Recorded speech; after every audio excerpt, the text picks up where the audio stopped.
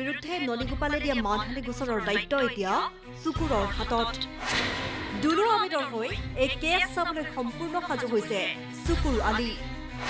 ৬,০০০ পৃষ্ঠাৰ মানহানি গোচৰৰ সম্পূৰ্ণ দায়িত্ব এতিয়া চুকুৰৰ হাতত। ১৯ জানুৱাৰীৰ শুনানিত দুলু আহমেদৰ পক্ষত মহামান্য আদালতত যুক্তি দিব চুকুৰ আলীয়ে। যথেষ্ট দীঘলীয়া কেছ যদিও তথ্যৰ ভিত্তিত সম্পূৰ্ণ যুক্তিতৰ্ক কৰিবলৈ সাজু চুকুৰ আলী।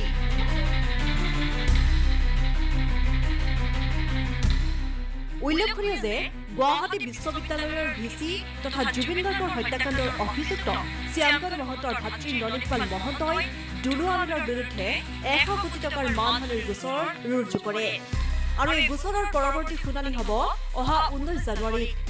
এই সন্দৰ্ভত দুলু আহমেদে সামাজিক মাধ্যম তথা সংবাদ মাধ্যম যোগে অৱগত কৰিছিল এই কথা। কিন্তু ইয়াৰ পিছতে দুলু আহমেদে ৬,০০০ পৃষ্ঠাৰ মানহানি গোচৰ সন্দৰ্ভত কোনো ধৰণৰ সময় অপব্যয় কৰিবলৈ মোৰ সময় নাই বুলি কৈ এই দায়িত্ব অৰ্পণ কৰিলে চুকুৰ আলীক। এই গোচৰৰ পৰৱৰ্তী শুনানি হ'ব অহা ১৯ জানুৱাৰী তাৰিখে। চুকুৰ আলী আৰু তেখেতৰ ভাতৃ অধিবক্তাগৰাকীয়ে যুক্তি দাঙি ধৰিব আৰু ননীগোপাল মহন্তক জেৰা কৰিব এই গোচৰত। পুৰালিক চাব দিছে, মোৰ সময় নাই ভাই। মই মোৰ সময় নাই ইলেকশ্যন ওচৰত ৬,০০০ পৃষ্ঠাৰ গোচৰত কি থাকিব পাৰে মোৰতো পঢ়োতেতো সময় লাগিব। আৰু কোনো এডভকেটে তেখেতসকলৰ গোচৰ নলয়, মহন্ত ফেমিলি সপক্ষেও নলয় বিপক্ষেও নলয়। এতিয়া মই অধিবক্তা হলেতো মই কোৰ্টত নিজে থাকিলো হয়, মইতো অধিবক্তাও নহয়। এতিয়া চুকুৰ আলীক দিছেও ভেচালি শিকিব নতুনকৈ। এই গোচৰ সন্দৰ্ভত চুকুৰ আলীক নিয়োগ কৰাৰ পিছতে চুকুৰে গ্ৰহণ কৰিলে এই অফাৰ। চুকুৰ এতিয়া সম্পূৰ্ণ সাজু হৈ উঠিছে দুলু আহমেদৰ হৈ ননীগোপাল মহন্তৰ বিৰুদ্ধে যুক্তিতৰ্ক আগবঢ়াবলৈ। পৰৱৰ্তী শুনানি চুকুৰে মহামান্য আদালতত নিজৰ যুক্তি দাঙি ধৰিব সম্পূৰ্ণ তথ্যৰ ভিত্তিত। মুঠৰ ওপৰত ননীগোপাল মহন্তৰ বিৰুদ্ধে দুলু আহমেদৰ হৈ মাত মাতিব এতিয়া চুকুৰ আলীয়ে। দুলু আহমেদৰ বিৰুদ্ধে ননীগোপালে দিয়া মানহানি গোচৰৰ দায়িত্ব সম্পূৰ্ণ এতিয়া চুকুৰৰ হাতত।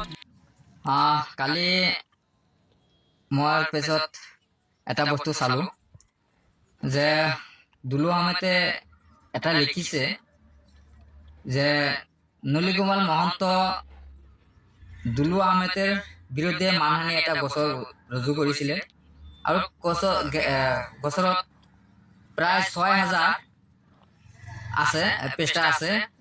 এইখিনি চাবলৈ দুলু আহমেদৰ সময় নথকাৰ কাৰণে তেখেতে যে এইটো কেছ চুগুৱেলি বা চুগুৱেলি সতীৰ্থই কেছটো চাব তেনেকৈ এটা প্ৰেছটো দিছে।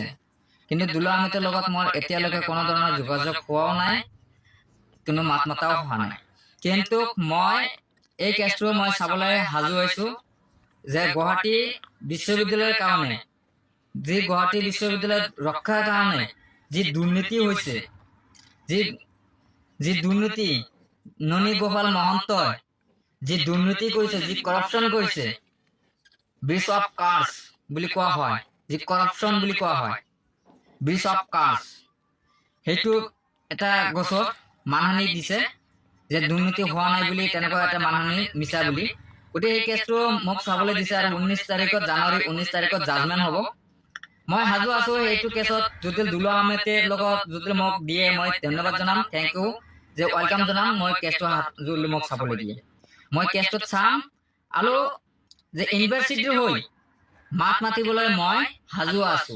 মই কাৰো ক্ৰেপ নকৰো, গতিকে সেইটো লৈ আমি ক্ৰেপ নকৰো যে ইকুৱেল টু বিফৰ ল, আইন সকলৰ কাৰণে সমান। গতিকে আমি এইটো চাবলৈ আমি সাজু আছো আৰু আমি ননীগোপাল মহন্তৰ বিৰুদ্ধে যিখিনি যিটো দিছে মই সেইটো মাত মাতিম।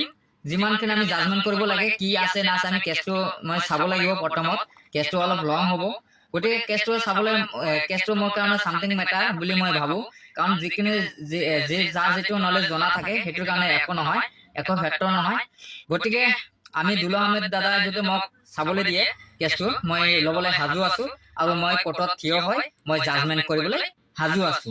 গতিকে চাম, কাৰণ গোটেই অসম মানুহে, অসমবাসী ৰাইজেও জানে যে সেইটো দুৰ্নীতি হৈছে নে হোৱা নাই, সকলোৱে জানে। আৰু আমি তত্ত্ব ল'ম, তত্ত্বৰ ভিত্তিত আমি জাজমেণ্ট কৰিম। তত্ত্বৰ ভিত্তিত আমি তৰ্ক বিতৰ্ক আমি কৰিম। গতিকে তৰ্ক বিতৰ্ক নিশ্চয় হ'ব, কোৰ্টত কি যি হয় হ'ব। ১৯ তাৰিখত আমি সাজু আছো, গতিকে দিবলৈ আমি ল'বলৈ সাজু আছো আৰু তেখেতক আমি তীব্ৰ যুঁজ হ'ব, আমি আইনত যুঁজিবলৈ সাজু আছো। ধন্যবাদ। বিশেষ প্ৰতিবেদন নিউজ ডেস্ক।